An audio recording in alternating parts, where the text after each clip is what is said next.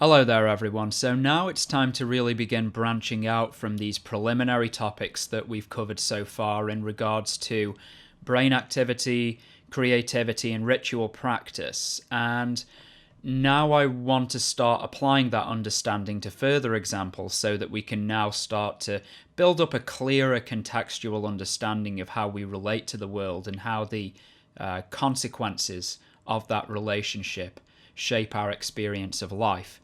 And the way that I want to highlight that today is by using a universal subject that has a very powerful influence over the human mind, and that is, of course, by the title of this video, the sky.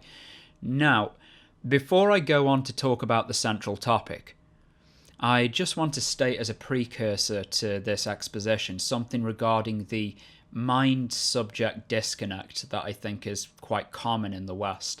I think that there is a confusion in the Western world between the way that we think we relate to the world and the way that we actually relate to it fluidly. And what I mean by this has a lot to do with the way that we've been trained to perceive phenomena we exist in a relationship with as being remotely abstracted from us. And this inferior perception has unfortunately resulted in a lot of unnecessary confusion. And like I said, a lot of this confusion stems from our reductionist intellectual climate that offers a very atomized, a very disembodied and disconnected way of relating to phenomenal subjects. The world is only out there, so to speak. Whereas, as we know from the scientific record, the world is not merely out there, but it's also in here. That is to say, it's received from the outside and expressed and experienced within us. And that immediately tells us that this reductionistic intellectual approach to phenomena needs some reviewing. So, there's a perceptual conflict between the disembodied mind and the intimately connected mind, and these two perceptions have not really been synthesized very well for us. They've only been left to flounder at the poverty of our perceptions, and this is, as I said, it results into a lot of faulty interpretations about the world that this channel will try in no small part to remedy a little.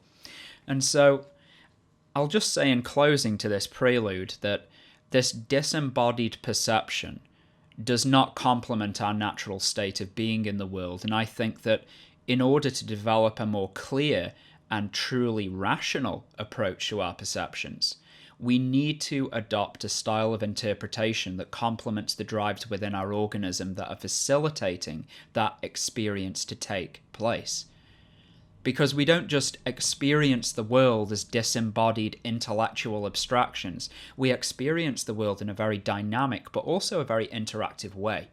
And I also think that when we look into our respective historical timelines and see expressions of myth, expressions of art, and expressions of religious practice, we see the ripened manifestations of that more interactive relationship, which is why I think that these things are excellent signifiers of how we truly experience the world through human eyes and human mind. And so with that being said, what can we actually say about this subject called the sky? How many boons have really been drawn from its essence? How many secrets have been uttered into its depths? And how far could man have really come without such a vessel to pour his psychic contents into? The sky has been for man a companion throughout his life. It has been the source of flash inspiration. It has acted as a barometer for its moods. And most of all, from my perspective, it's been the most significant natural subject that has both organized and guided his thoughts and behavior. If we look into the creative record, the artistic record, we see a lot of imagery and a lot of poetry and a lot of literature being invoked from our relationship to the sky. The Romanticist art from Europe heavily features sky scenes to invoke mood or drama. The sky has an overwhelming dramatic effect over the human mind, and Romanticist paintings express this better than any other examples out there, I think. To use another example of this, there's a 16th century Christian friar and philosopher called Giorgio Bruno, and whilst he was meditating on a rooftop and projecting his thoughts into heaven, he suddenly came this flash of realization that the stars that ornamented the sky were in fact other suns. And the most expressive influence of the sky that we can capture, I think, is through the vehicles of myth and religious expression. Now, we cannot help but invest our mammalian hierarchical and territorial habits into the information systems that we use to organize ourselves to the world. And in the West, we are obviously familiar with that through the Christian tradition and how heaven is seen to be symbolically associated with the sky realm, and the Father is believed to reside, if not in the sky itself, but the sky is a medium portal through which we can communicate to him. And when I see this, I think that this has a lot to do with our evolutionary development. Looking up to someone or something is a sign of hierarchical superiority. It's wedded into the way that we organize ourselves with each other in dominance hierarchies. And interestingly, we also infer that into natural subjects such as great trees or immense mountains and, of course, the overarching sky. We also associate patterns of advancement and life progression with the sky. Many different world traditions feature rites that release man's potency or essence, if you will, up into the sky territory where it will be metamorphosed into a greater potential. This can either happen in life or after the death state has passed. And I just want to read to you a brief description of a book that I was reading again recently called Primitive Mythology by Joseph Campbell, where he's talking about the initiation rites of young boys in a Australian Aboriginal tribe. So yeah, I'll just read this little bit for you. When a Central Australian Aranda youngster, the Aranda's the tribe, is between 10 and 12 years old, for example, he and the other members of his age group are taken by the men of the village and tossed several times into the air, while the women, dancing around the company, wave their arms and shout. Each boy is then painted on his chest and back with simple signs by a man related to the social group from which his wife must come. And as they paint the patterns, the men sing, "May he reach to the stomach of the sky. May he grow up to the stomach of the sky. May he write into the stomach of the sky." The boy is told that he now has upon him the mark of the particular mythological ancestor of whom he is the living counterpart, for it is thought that the children born to women are the reappearances of beings who lived in the mythological age, in the so-called dream time. The boys are told that from now on they will not play or camp with the women and girls, but be with the men. They will not go with the women to grub or for roots and to hunt such small game such as rats and lizards, but will join the men and hunt the kangaroo. In this simple rite, it is apparent that the image of birth has been transferred from the mother to the sky, and that the concept of the ego has been expanded simultaneously beyond the biography of the physical individual.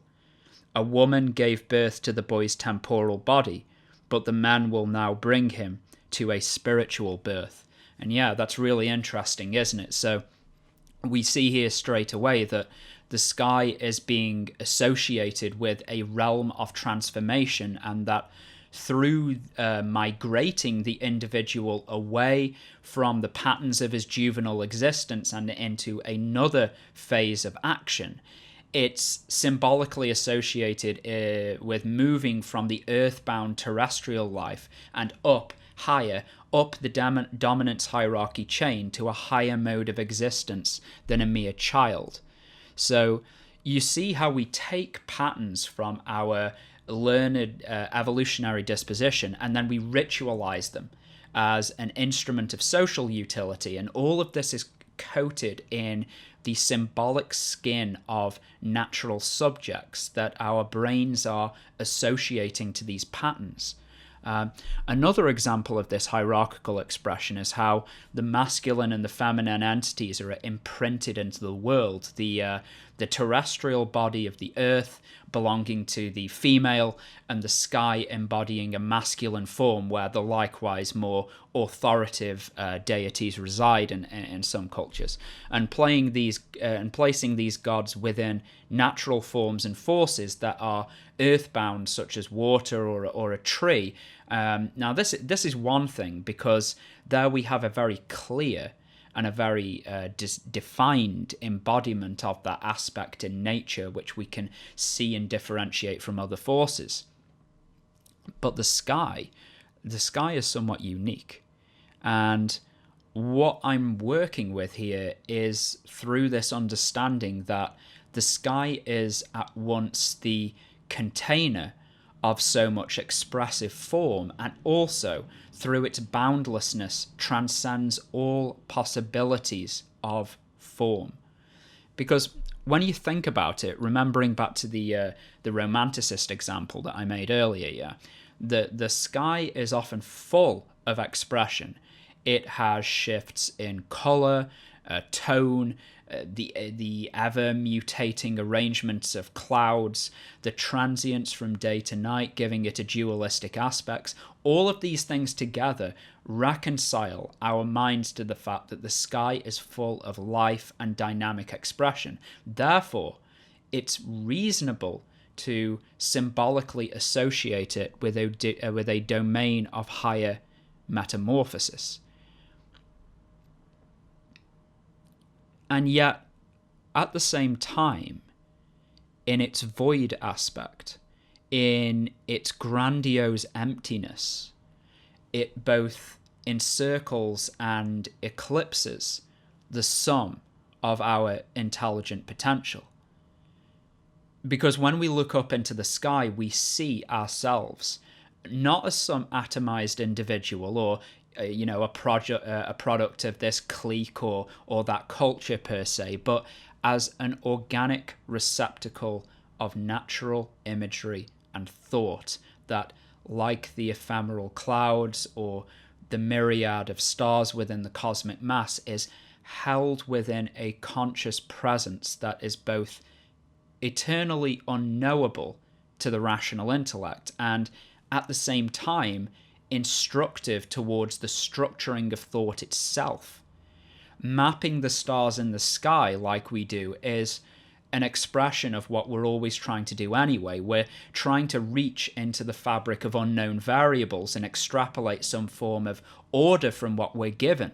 And we find that instructive, we find that informative, and it gives us purpose, and it affords us some small sense of autonomy from a world that is constantly trying to steal our autonomy away from us.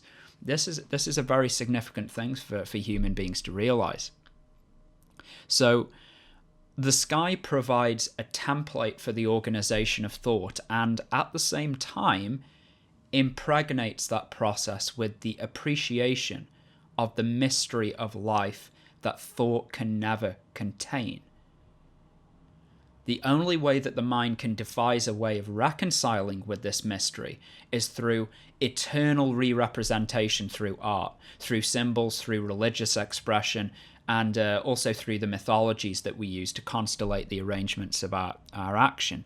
So we speak to the sky as if it were another intelligence, because it is a mirror for our human intelligence.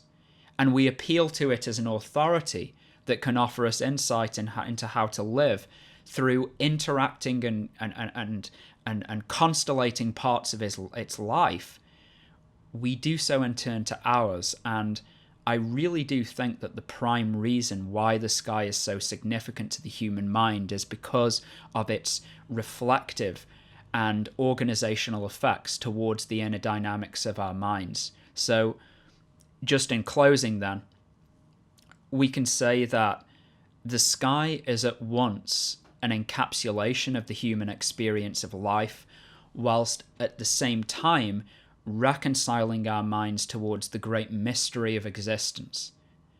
We can say that it plays a part in the hierarchical patterns of our social world, and that it is a brilliant creative catalyst of inventive and dynamic thought.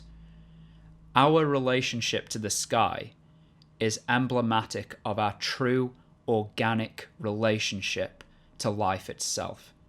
It is dynamic. It is synergistic. It's not atomized and divorced like our rationalist abstractions would tell us. So, that's what I really wanted to say regarding the human relationship to the sky.